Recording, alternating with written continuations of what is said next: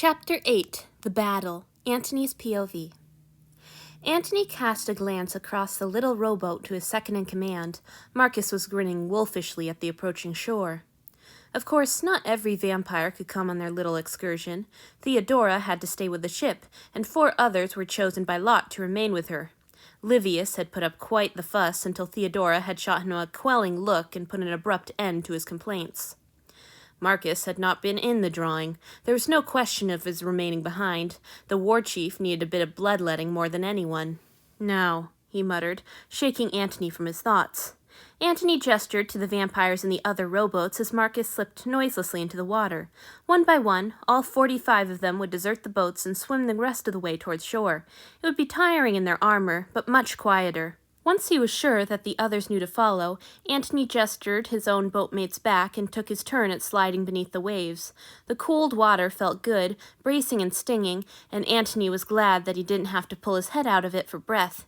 It felt wonderfully peaceful under the salty surf, with little currents and eddies pulling at him, and under it all, the powerful lapping swell of the deeper water.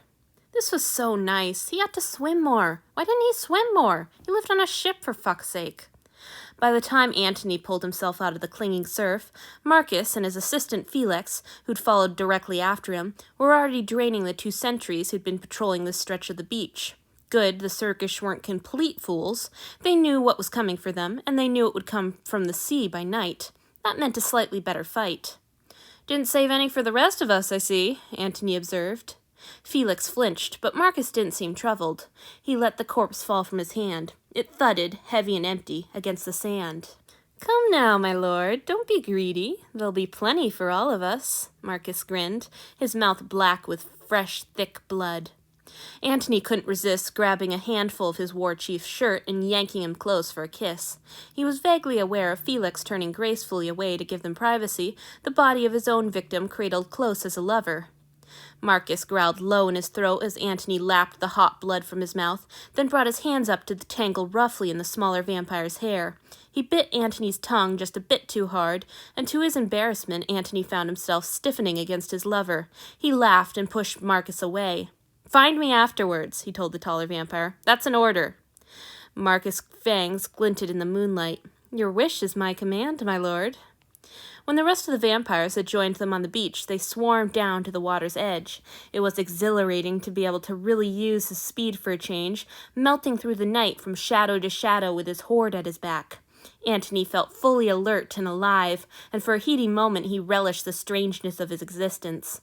The speed, the silence, the incredible power he felt down to his fingertips, like a strange inner light pushing at his skin, ready at any moment to burst free. In this moment, he forgot to feel cursed, and instead luxuriated in the savage joy of knowing himself to be the apex predator. Their prey had readied stone barricades and a permanent watch. He saw the torches of their fortress, and it was almost impossible to swallow a laugh. What did these puny little fleshlings think their preparations would accomplish? Surely they'd had word that the gods had landed and heard the request of the Taishan king. They had to know what was going to happen to them. He could almost taste their fear on the briny air, and he gulped in deep breaths for which he had no need, just to savor it more fully. By the time the vampires reached the fortress, it was a terrible struggle for Antony to keep himself in check. However, he knew that if he let his own composure slip, the others would snap in an instant. He forced himself to fall back and let Marcus take the lead, as was his right in battle. Marcus led them in a circuitous route up the side of the makeshift wall. They slipped between the little wavering circles of torchlight and easily scaled the wall.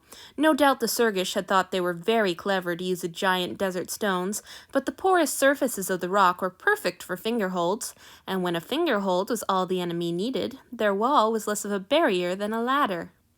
Cries of alarm went up almost as soon as Marcus reached the top. By the time Antony surfaced, there was a bell ringing. Where had they ever gotten one of those? It had been stolen from one of the Taishan villages, no doubt.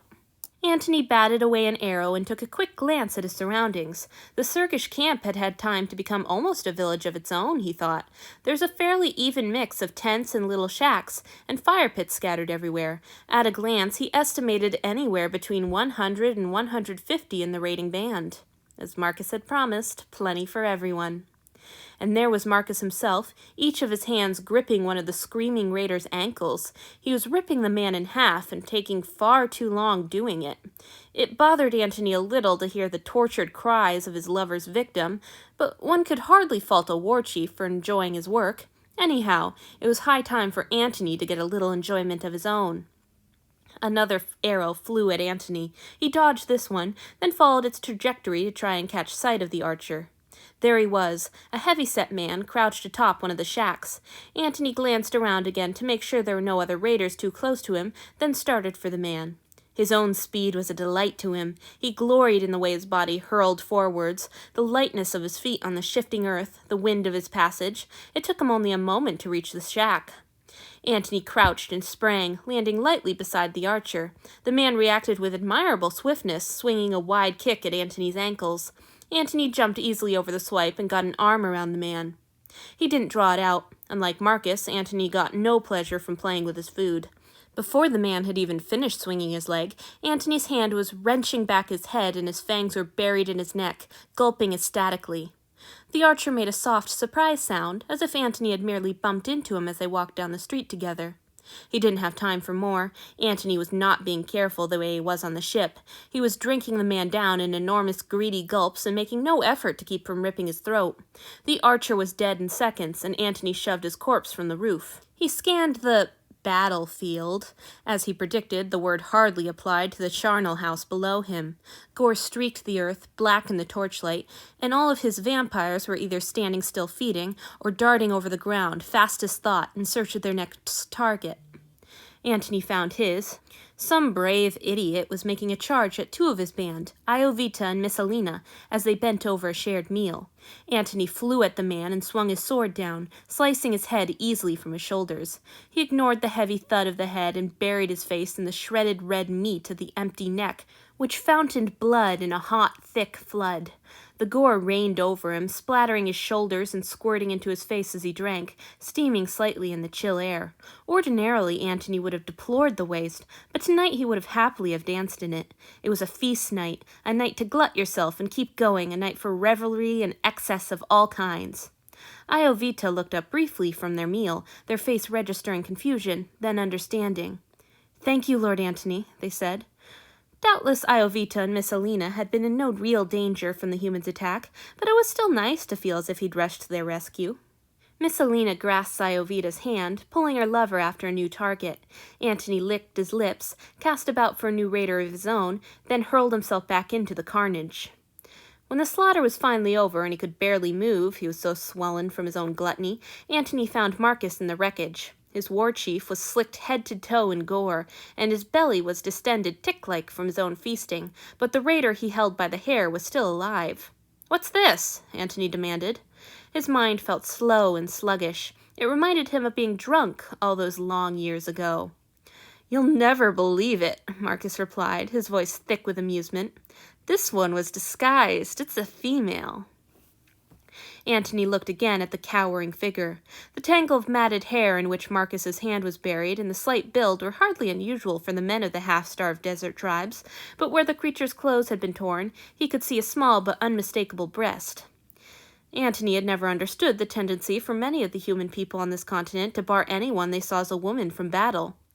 True, he himself banned them from the sacrifice, but that was for practical reasons. He could think of no practical reason to keep them out of battle, but that didn't stop the humans. This one must, indeed, have disguised herself. She glared up at him so ferociously, he wondered what kind of idiot wouldn't want spirit like that fighting with him, no matter who possessed it. "I'm bringing her to Theodora as a present," Marcus continued. "What a laugh! After all these years, a woman for Theo at last." "Fine." They had room and supplies for about 20 prisoners in the ship's belly. From what Antony could see, they had actually collected perhaps 14. This gag gift would hardly put them over their limit. "That's fine, but give her to someone else for now." "Why?" Marcus' eyes narrowed. He always got a bit unsubordinate after raids. Antony supposed his next order would hardly help with that situation, but it was a feast day, and the blood of a dozen strong men was thrumming through him, and the night air was heavy with salt and urine and gore and fear and jubilation, and Antony felt like a wild thing, and he was determined to have what his wonderful, powerful scythe of a body craved, and deal with any necessary attitude adjustments for second-in-command later. "Because right now you're going to fuck me," he demanded, low and throaty, and Marcus laughed through blood-caked lips. "As you command, my lord." He shoved his prize at Felix, who was handling a prisoner of his own already, but didn't seem to have any trouble dealing with another. The woman was apparently too smart to make a break for it anyhow, and went quietly. Marcus was on him then, blood slick and as drunk on the night as Antony, making their kisses clumsy and cutting. Antony's hands fumbled with his trousers, then he jammed a finger into himself. Blood would serve well enough as lubricant tonight. He stretched himself for a few heady minutes as they kissed, and Marcus was not so drunk on blood and power that he tried to mount him without permission before all their company. Not that most of them would have noticed. Plenty had had the same idea as Antony, and grunts and cries rose from all corners of the ruined camp. Finally, Antony pulled away from his lover's eager caresses and bent over, bracing himself against the wall that had so obligingly granted them access to all this bounty. Marcus did not hesitate. He fumbled with his clothes for only a moment, then slid into Antony in a single smooth stroke, and Antony shrieked his ecstasy and his delicious pain up at the stars. Marcus thrust brutally, and Antony urged him on between his grunts of pain. This is what he had wanted, this roughness and mercilessness, the things that one could always count on Marcus to provide. Marcus's careless battering found his prostate occasionally, but only by happenstance. His war chief was hardly a doting lover at the most civilized of times, which these certainly were not. Antony didn't care. His hand moved frantically over his length, and he groaned delightedly at the churning in his overfilled belly and the chill of the night air. He wanted to feel everything in the world at once. Cold, heat, pleasure, pain, all of it. Still alive. More than alive. His heart might not beat, his lungs might not need to fill, but he was life, life in its truest form, twined tightly with death. Death and blood and fucking, all the things life was made of. When he came, he howled.